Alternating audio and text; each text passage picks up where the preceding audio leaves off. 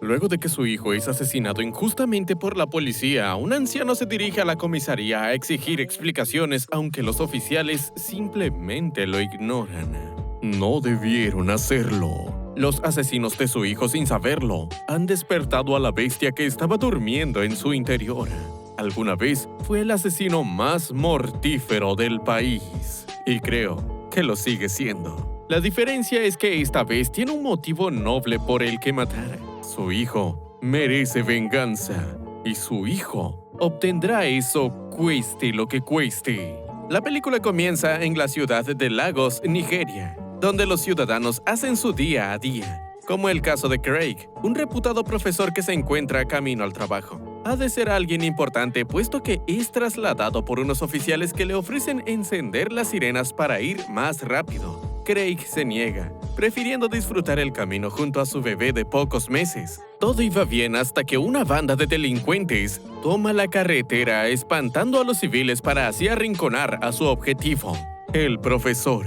Siguiendo las órdenes de su despiadado líder, Ángel, los delincuentes bañan en gasolina el auto de Craig, obligándolo a salir. Esto parecía dar por terminado el asunto, aunque unos oficiales aparecen de la nada y abren fuego contra los criminales, desatando una batalla campal. Ante la llegada de los refuerzos, Ángel ordena la retirada inmediata, llevándose a Craig y también a su bebé. Uno de sus hombres, para su desgracia, se queda atrás en la huida y acaba siendo arrestado por los policías. Sin embargo, no dura demasiado en prisión, pese a que las noticias dicen que se fugó. La verdad es que unos oficiales lo dejaron ir sin más. Corrupción.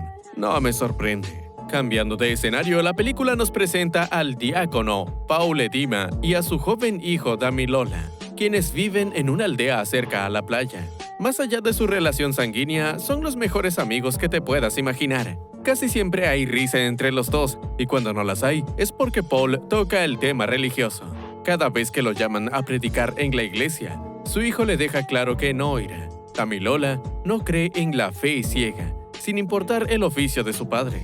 Y si hay un Dios allá arriba, entonces no es tan misericordioso como dicen porque le arrebató a su querida madre. De camino al trabajo, Paul saluda a todo el que ve como si fuera un alcalde, y no está muy lejos de serlo teniendo en cuenta lo mucho que ha hecho por la aldea. Al tomar el bus, escucha en las noticias del secuestro del profesor Craig, en lo que también se describe al sospechoso que escapó de prisión, un hombre de color, alto y con rastas. Claramente una descripción muy ambigua, pues coincide con gran parte de la población nigeriana. Por otro lado, en la ciudad de Lagos conocemos a Victoria, una periodista aguerrida que insiste en publicar su artículo en primera plana. Argumentos tiene, dado que se trata del caso de una reportera que fue asesinada mientras investigaba un cártel local. De hecho, esa reportera era su madre. Pese a esto, la editora se niega a publicar su artículo señalando que carece de evidencias para probarlo. Victoria, frustrada, exclama que el cártel se deshizo de las pruebas, pero eso no la ayuda demasiado. No muy lejos, la señora Craig, esposa del profesor Craig, recibe una llamada de Ángel, el cual promete contarle lo que quiere una vez que ella elija a quién salvar, a su esposo o a su bebé. Desesperada, la mujer le ruega que perdone a su bebé. Ángel obedece. Más o menos. Desde el otro lado, la señora Craig queda en shock creyendo que han asesinado a su hija.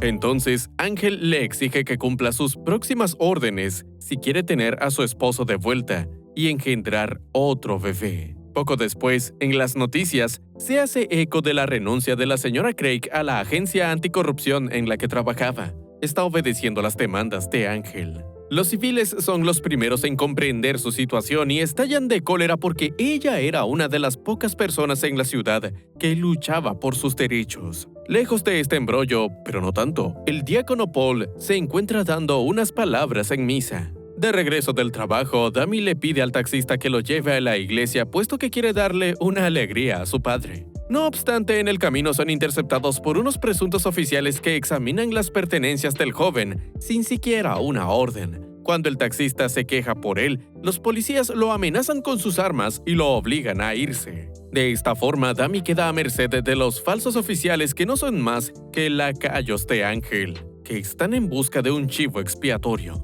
Casualmente, Dami es un hombre de color, alto y con rastas. la descripción exacta del secuestrador del profesor Craig. Por ende, los policías lo acusan de un crimen que no cometió y lo hacen arrodillarse frente a la playa. Justicia, según los criminales. En medio de su discurso, Paul es interrumpido para recibir la peor de las noticias. Con el corazón roto, se dirige a ver a su hijo, a sentirlo por una última vez. Los días sin él se tornan amargos y tristes. Primero su esposa, ahora su hijo. Ya no tiene nada por lo que seguir. Encima, las autoridades acusan a Dami de un atroz crimen que no cometió, así que retiran su cadáver del velorio sin importar la opinión de su padre. El diácono, mientras vaga sin rumbo por las calles, es abordado por Victoria, la periodista, quien sabe que su hijo fue inocente gracias a la declaración del taxista. Si bien ella se ofrece a ayudarlo a hacer justicia, él solo quiere a su hijo de vuelta,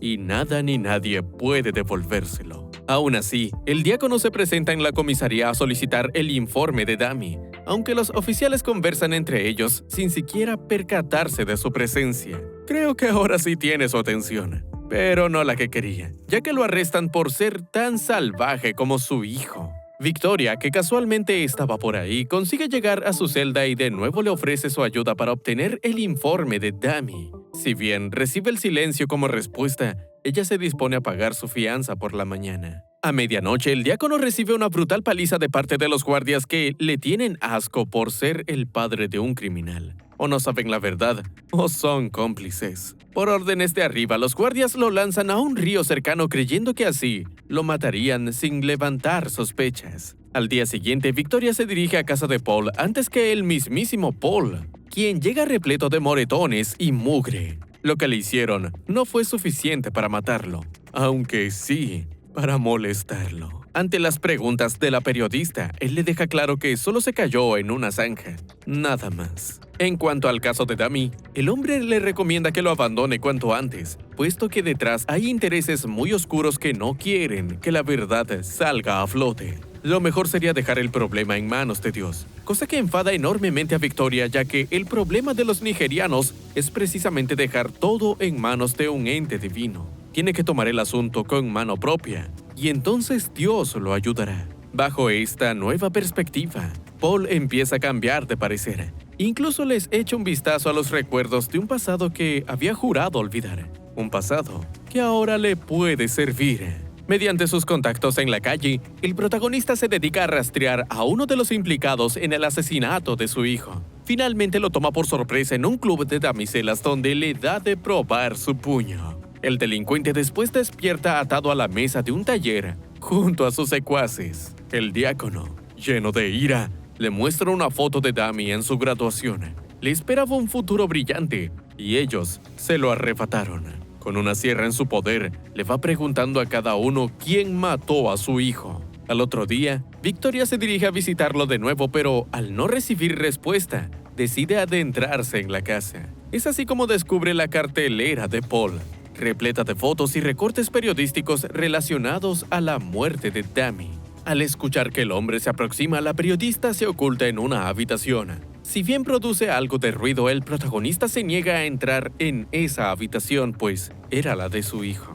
En cuanto él se aleja, Victoria sale de su escondite y descarga toda la información de la laptop del escritorio. Para cuando el diácono se da cuenta, ella ya se había ido. Y si se preguntan por los tipos a los que estaba torturando, bueno. Por su parte, Victoria le muestra a la editora el contenido de la laptop, tratándose de una de las sesiones de tortura de Paul. Una vez confirma que son las únicas personas en tener esta información, la editora destruye de inmediato la memoria. Ante la sorpresa de Victoria, la señora le recuerda que su madre fue asesinada por hacerse la heroína. No puede permitir que ella cometa el mismo error. Y razón no le falta. De nuevo a solas, la editora llama al subcomisario y le cuenta que sus secuaces están confesando. Ya se deshizo de la evidencia, pero más vale que la recompensen por ello. Tras eso, el subcomisario se dirige a advertirle a Ángel, cuyos socios estallan de nervios al escuchar que mataron al hijo de Paul Edima, mejor conocido en el bajo mundo como el tipo más peligroso del país. Ahí, como lo vemos, el diácono fue un sicario a la altura del mismísimo John Wick. En un intento de resolver esto, Ángel le dispara a uno de los oficiales para luego inculpar a Paul. es la excusa perfecta para perseguirlo con toda la fuerza de la ley. En otros asuntos, un hombre cualquiera estaba colgando su ropa al aire libre cuando se topa con algo horrible a las orillas del río: el cadáver del profesor Craig y su bebé. Enterada de la noticia, Victoria sale rápido de su oficina a ese lugar, solo para ser interceptada por Paul. Molesto, el hombre le pide su memoria de vuelta, obligándola a revelar que la han destruido, aunque cree saber una manera de descubrir quién mató a Dima. Juntos, se dirigen a interrogar a la señora Craig con la sospecha de que aquellos que mataron a su familia fueron los mismos que mataron a Dima. En medio de su dolor, la señora les cuenta que el acoso hacia ella empezó cuando estaba investigando unos grupos petroleros. Como nada le devolverá a su familia, le ruega a ellos que hagan justicia. Sus pérdidas no pueden ser en vano. Durante la investigación, Victoria se fija en un pozo petrolero que fue cerrado en 1994 porque estaba seco, aunque al año siguiente encontraron petróleo. El nombre de sus nuevos dueños es confidencial. Al escuchar eso, Paul enseguida le advierte a la periodista que se aparte de este caso, como si ya supiera el peligro al que se enfrenta. Justo entonces ella le muestra en las noticias que lo están acusando del asesinato de un oficial condecorado. Victoria le exige explicaciones al respecto, mas él se concentra en los hombres que están a punto de entrar en su casa. En su escondite, Victoria se topa con algunos retazos del pasado de Paul, incluyendo una foto de ella en su infancia. Extraño. El protagonista, por su parte, sale a cazar uno a los delincuentes que están rodeando su casa, demostrando por qué era tan temido en el mundo criminal. Cuando creía haber terminado, Ángel lo toma por sorpresa con pistola en mano. Atraído por unos quejidos, el criminal acaba descubriendo el escondite de Victoria. Pero entonces, Paul lo encañona. De esa forma lo hace confesar que el senador Dippo, un socio de su pasado, estuvo detrás del secuestro del profesor Craig y por ende del asesinato de su hijo. Esto tiene sentido ya que Paul era el favorito de su antiguo jefe, el general Issa. Él jamás enviaría a nadie a matarlo. Lleno de ira, el diácono le exige a Ángel que grabe un video de Dippo confesando su crimen. De lo contrario, conocerá su verdadera ira. Junto a Victoria, el protagonista abandona su hogar no sin antes encenderlo en llamas. Hecho eso, se presenta en el taller de su amigo Aluya, quien antaño le cubría las espaldas durante sus encargos, pues bien, hora de volver a los viejos tiempos. Con Aluya como respaldo, Paul se reúne con el general Issa, el cual admite que el asesinato de Dima fue un error de parte de sus hombres. Por eso mismo le ofrece una generosa suma de dinero con tal de que abandone su cruzada de venganza. El diácono se niega rotundamente, aclarando que sus únicas condiciones son el cadáver de su hijo y una confesión grabada del senador Dippo. Esto lo conseguirá, ya sea con o sin ayuda del general. Al reunirse con Dippo, Issa lo castiga a bofetadas por provocar la ira de Paul y Dima. Por más que Dippo se merezca una lección, tiene demasiados negocios con el general como para que él lo abandone a su suerte. Por tanto, Issa acude a su mejor sicario del momento, Jesús, un tipo que nunca falla. Jesús empieza su trabajo de inmediato matando a varios oficiales corruptos y echándole la culpa a Paul, causando que el país lo vea como enemigo público número 1. El protagonista, lejos de darle importancia a esto, se reúne con Aluya para obtener información de sus enemigos. Resulta que hace poco cometieron una masacre con tal de ocultar la explotación minera ilegal del general. Lo mismo que hacen en Nigeria con el petróleo y el gas. Muchos intereses oscuros en juego, pero el diácono ya no tiene nada que perder. Aún así, Aluya le insiste en que le pida ayuda a un viejo amigo llamado Richard. En la búsqueda del mismo, el protagonista acaba conociendo a la esposa de Richard, la cual está agradecida por haberlo salvado en el pasado. Por desgracia, Richard no vivió mucho más, dado que el general lo asesinó cuando trató de retirarse. La única razón por la que no hizo lo mismo con Paul es porque él le dio el libro negro, donde escribió todas las operaciones de la pandilla. Pudo haber destruido al general con esa evidencia, pero se la entregó a cambio de paz. Desde aquello, la viuda adoptó el apodo de Richard, Big Daddy, convirtiéndose en una temida mafiosa con un ejército de mujeres soldados a su disposición. Paul intenta pedirle ayuda para resarcir su error del pasado y acabar con el general, aunque ella lo culpa por traer problemas a su puerta. Jesús se ha anotado en la fiesta. el diácono se lanza a las calles de inmediato, logrando perder al sicario de formas poco convencionales. Esa noche, el protagonista irrumpe en el hogar de la comisaria local, proponiéndole una tregua a cambio de información sobre los verdaderos asesinos del profesor Craig y Dima. Como parte del trato, le pide que proteja a Victoria, quien ahora se encuentra hurgando entre los restos de la casa de Paul. Confiando en las palabras del diácono, la comisaria interroga a su segundo al mando sobre el caso de Dima. El subcomisario pronto se queda sin palabras, dejando en evidencia que mató a un hombre inocente. Todo sea por mantenerlo callado. A su salida del edificio, Jesús recibe un poco de su propia medicina, siendo interceptado por una asesina enviada por Big Daddy. De regreso con Victoria, esta confronta a Paul por los hallazgos relacionados a su pasado. En la misma iglesia donde ella creció como huérfana, el diácono le confiesa que en su juventud formaba parte de una banda de traficantes liderada por Isa. En uno de sus tantos encargos, Paul tuvo que matar a una periodista que estaba escribiendo un libro con operaciones de contrabando de tipo. Esa periodista era la madre de Victoria. Hecho eso, el joven Paul se topó con una pequeña Victoria a la que también debía matar. Sin embargo, no fue capaz de hacerlo y en su lugar la llevó a la iglesia en la que ahora se encuentran. Victoria, entre tanto dolor, comprende por qué él quería alejarla del caso. Estaba tratando de mantener enterrados sus horribles pecados. Apenas sale de la iglesia, Victoria es interceptada por los hombres del general Isa. Paul les da algo de pelea, aunque no es capaz de evitar que se la lleven. Con una llamada, el general le propone una reunión dentro de 24 horas. En la espera, el protagonista es abordado por Big Daddy, el cual deja de lado sus diferencias con él porque a fin de cuentas quieren lo mismo: acabar con el general Isa. Esto le trae recuerdos al protagonista de cuando Isa amenazó con matar a la niña que dejó ir. Sin otra opción, Paul tuvo que entregarle el libro negro, consiguiendo su anhelado retiro y que también perdonaran a la pequeña Victoria. En el presente, el diácono le asegura a su nueva compañera que sabe dónde guardan el libro negro. Con ayuda de un viejo amigo de la pandilla, elaboran un intrincado plan de ataque a la granja de Isa. Llegado el momento, realizan un falso atentado en un estadio que atrae la completa atención de la policía local. Con las mujeres soldados de Big Daddy a la espera, el protagonista acude a la reunión con Isa. Es así como termina atado al lado de Victoria, cuyo desprecio por él no ha cambiado ni un poco. El general aprovecha esto para ofrecerle la oportunidad de dispararle y cobrar venganza por la muerte de su madre. Entre tantas dudas, ella termina apretando el gatillo más por miedo que por convicción, y ni siquiera le acierta al hombre. Ante el disfrute del general, Paul le advierte que este juego solo funciona cuando tiene el completo control. Y en este momento, él no lo tiene.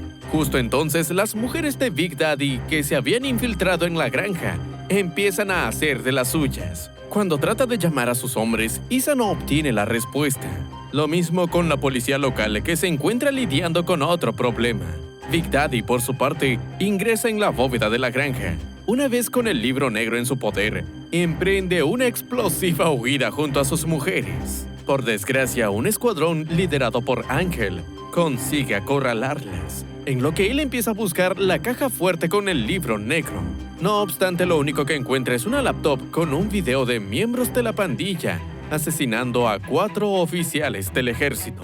Es así como encubrieron sus actividades mineras ilegales. Mas el mundo está a punto de conocer la verdad.